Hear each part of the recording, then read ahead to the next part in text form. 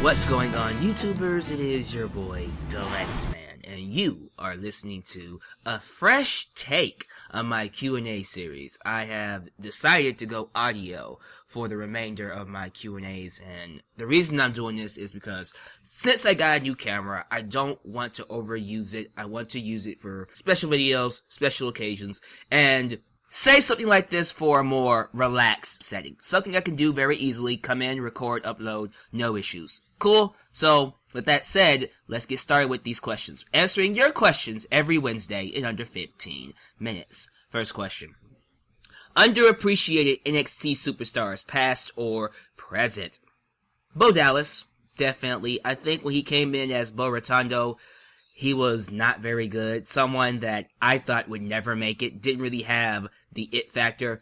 He found himself in this heel gimmick, and I think he has become one of my favorite people to watch on the main roster. Just a funny, entertaining, hammy kind of personality.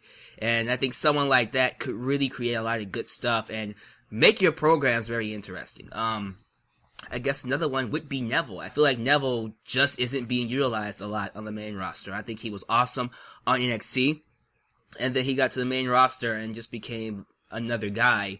But someone like that could really draw a lot of money for the main roster. So let's go with those two to answer your question.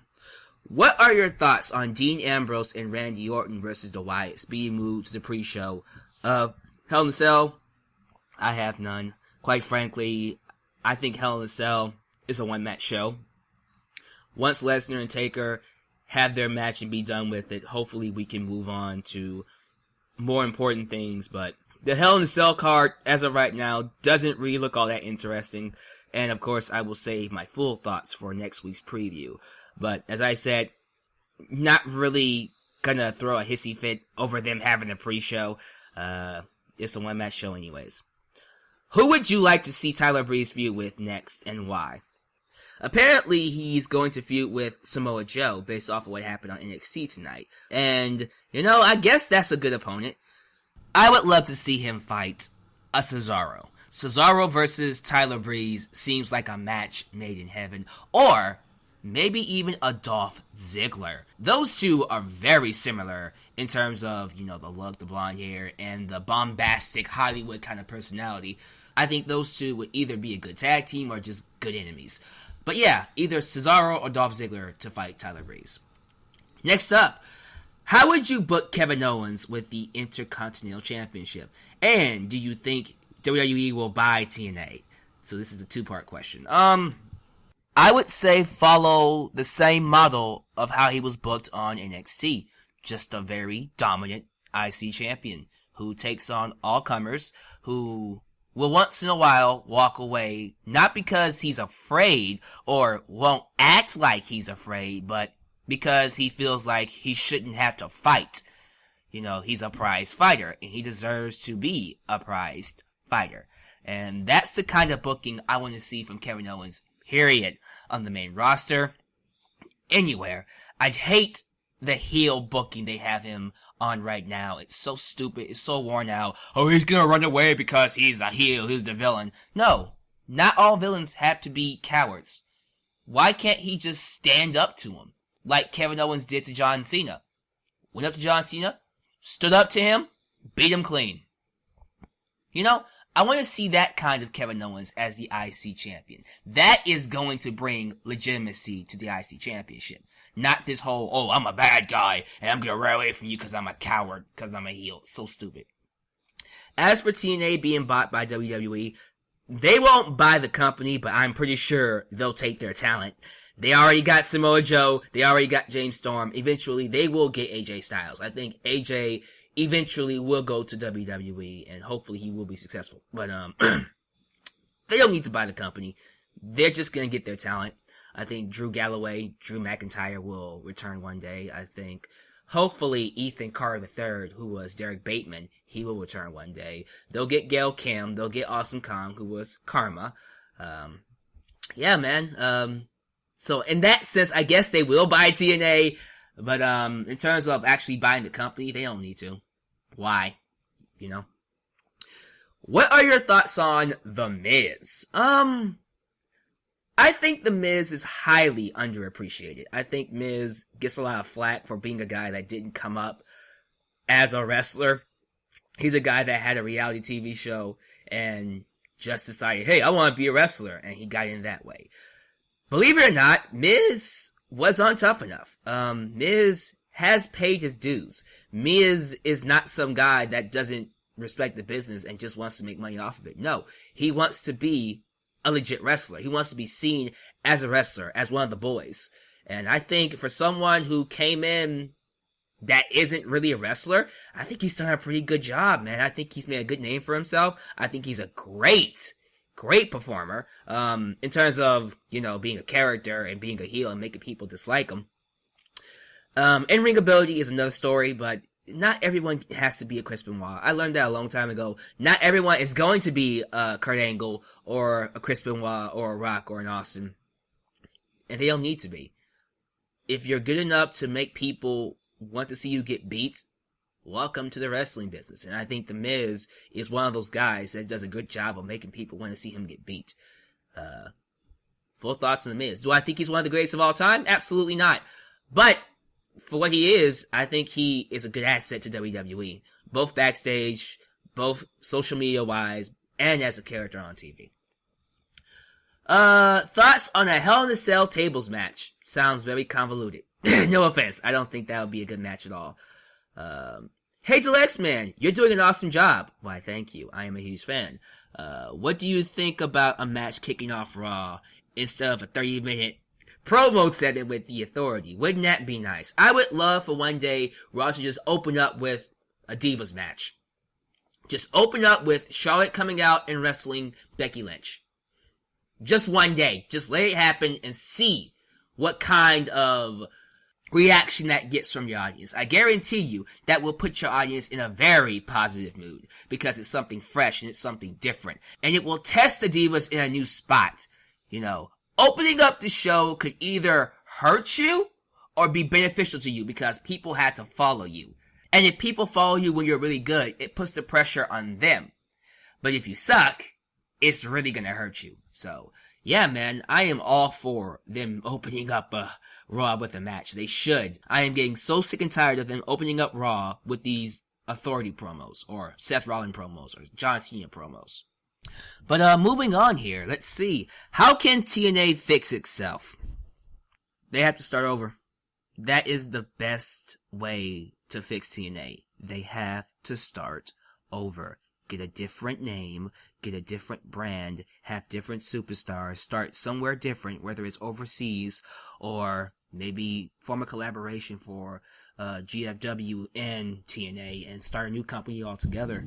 They have to start over. TNA has become such a trashed up name now. It has such a bad reputation that I don't really think the name TNA will ever be taken seriously again. So, yeah, they gotta start over. What do you think of Kane's current double personality role? You mean the Joseph Park gimmick that Kane has right now? The whole Glenn Jacobs meets Kane.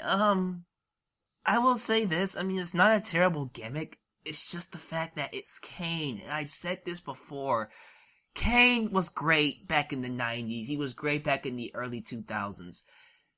Here in 2015, the guy is old, he's worn out, you've done every storyline you can possibly with this guy, nobody wants to see him anymore. We want to see someone new, we want to see new talent, we want to see new stars. I'm just sick of seeing Glenn Jacobs in this role, in this spot. I hope the guy one day just calls it off. He's had a great career. He can be a Hall of Famer. I think it's time for him to hang it up. I'm sick of seeing Glenn Jacobs because WWE gives him more TV time than anybody else. Kane has gotten more TV time than anybody on the main roster. And it's ridiculous because in this generation, with all these great talents, we shouldn't be focusing on Kane. We shouldn't. And I don't want them to focus on Kane. I personally am tired of seeing Kane. That's not a shot at Glenn Jacobs or the talent. I think he's a legend. But eventually, overexposure will kill anything. So, the gimmick itself is okay. I'm just tired of seeing Kane. That's the best way I can say it. Are you watching Splat? Is that new 90s show where all the old 90s Nickelodeon shows are coming on? I want to see it. I haven't turned it on yet, but yeah, man, The Splat, that's what it's called. I think it's a smart idea. I think the 90s is a great time for TV. I might check it out here and there. Thoughts on a Cesaro and Stardust program? Because apparently they're starting it this Thursday. Well, that clearly tells me they have no direction for Cesaro or Cody Rhodes. So, I guess it'll be okay. Hopefully they make something out of it. I would love for them to become so good that they main event the show. That won't happen. But at least the matches will be good. Would you like the idea of WWE forming a brass ring indie faction with the likes of Sami Zayn, Owens, Cesaro, and Dean Ambrose? Why not? The guys who feel underappreciated, underused, and held back by a system because they won't get the TV time or the platform to showcase what they can do. Makes sense to me. I think it'll be great. What do you think of a Sheamus and King Barrett tag team? I have no real interest in seeing it. Maybe it's because I'm just sick of seeing Sheamus and King Barrett. Whatever the case is, I don't really have a big interest of seeing that kind of stuff. What are your top 5 all-time submission holds? Wow, that is a really good question. Let's see. The Sharpshooter. Let's go with the Walls of Jericho. Let's go with the Crossface. Let's go with Dean Malenko's Texas Cloverleaf and the Ankle Lock. Now, I'm pretty sure there are many more submission moves out there that are probably better that I just can't really pick at this point in time. But those are the top 5 that popped in my head.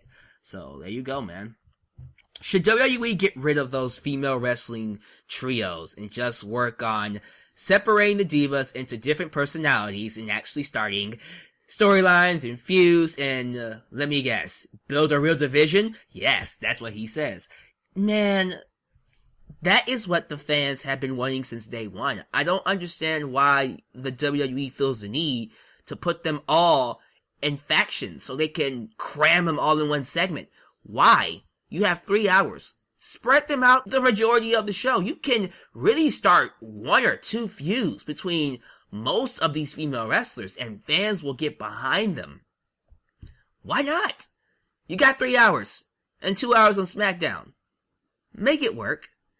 But yeah, these factions need to go. I am so sick of PCB, of Team Bella, and Team Bad. I just want to see Sasha Banks, Naomi, Nikki Bella, Charlotte, Becky, Paige be their own personalities and just move on from that.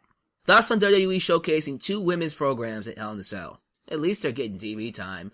But like I said before, Hell in a Cell is kind of a skippable pay-per-view, and I'll get more into detail next week. Final question. Who would be the bigger Hispanic superstar? Alberto Del Rio, or Carlito? Both of them are great talent. Both of them can easily be top quality Hispanic superstars.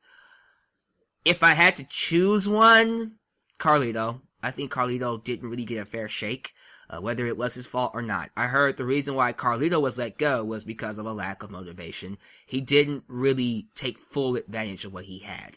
And I could believe it. I think Carlito is definitely someone that could have been a top star in WWE if he wanted to be.